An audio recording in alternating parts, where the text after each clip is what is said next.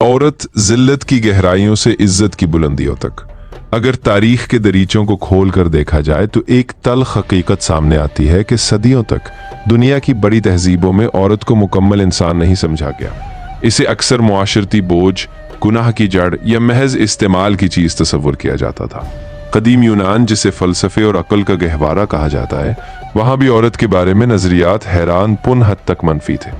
बहुत से मुफक्किरीन औरत को खतरनाक और फितना अंगेज मखलूक करार देते थे। बाज इसे ऐसे जहर से तशबीह देते थे जो बज़ाहिर खूबसूरत मगर अंदर से तबाहकुन हो।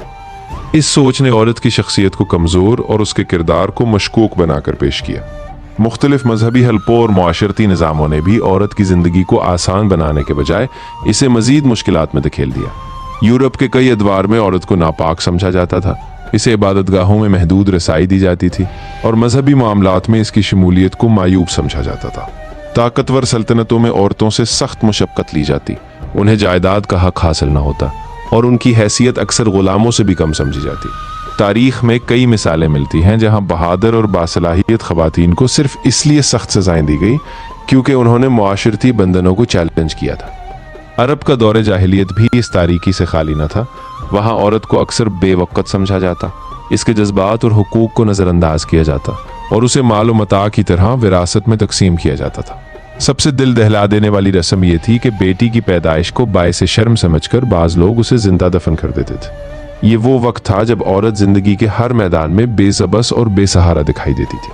ऐसे अंधेरे जमाने में इस्लाम का सूरज तुलू हुआ और औरत की हैसियत को बुनियादी तौर पर बदल कर रख दिया।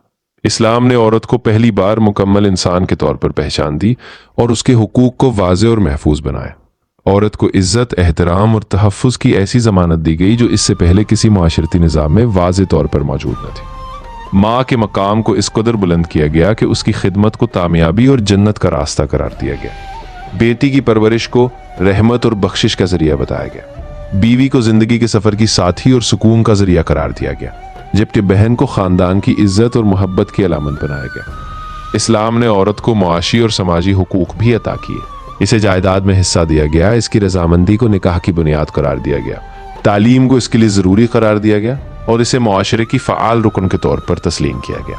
ये एक ऐसा इनकलाब था जिसने औरत को महज घर की चार दीवारी तक महदूद रखने के बजाय इसे इज्जत और जिम्मेदारी के साथ जिंदगी गुजारने का हक दिया। आज दुनिया में जहां कहीं औरत के हुकूक की बात होती है, तालीम, विरासत, इज्जत और तहफ़्फ़ुज़ का जिक्र आता है, तो इसके पस मंज़र में इसी तारीखी तब्दीली की झलक दिखाई देती है जिसने औरत को ज़िल्लत के अंधेरों से निकालकर तकरीम की रोशनी में खड़ा कर दिया। ये तब्दीली महज कवानीन की तब्दीली नहीं थी, बल्कि एक मुकम्मल नज़रियाती इनकलाब था। इस्लाम ने औरत को वो मकाम दिया जिसका ख्वाब कभी महज तसव्वुर में भी नहीं था। आज जब हम दुनिया में औरत की इज्जत और हुकूक की बात करते हैं तो ये उसी अजीम इनकलाब का असर है जो 1400 साल पहले नबी करीम सल्लल्लाहु अलैहि वसल्लम की तालीमात के जरिए हम तक पहुंचा। आज हर मैदान में औरत की शमूलियत, उसके हुकूक और उसकी तालीम, वो सब इसी रोशन सुबह का नतीजा है जिसने औरत को महज एक बोझ या कमजोर वजूद से निकालकर इंसानियत की मुअज़्ज़ज़ और मुकम्मल इकाई बना दिया।